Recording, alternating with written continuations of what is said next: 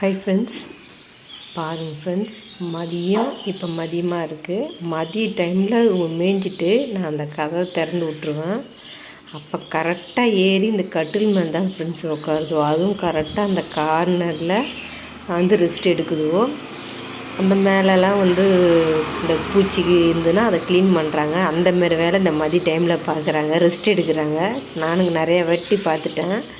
மதிய டைமில் வந்து இந்த மாதிரி கட்டில் வந்து உக்காந்துருவாங்க. அவங்க எல்லாமே அந்த ரெக்கையில் இருக்கிற பூச்சி எந்த தூசியாக இருந்தாலும் க்ளீன் பண்ணுற வேலை அந்த மதிய டைமில் இவங்க பார்ப்பாங்கன்றது இப்போ தான் எனக்கு தெரியுது.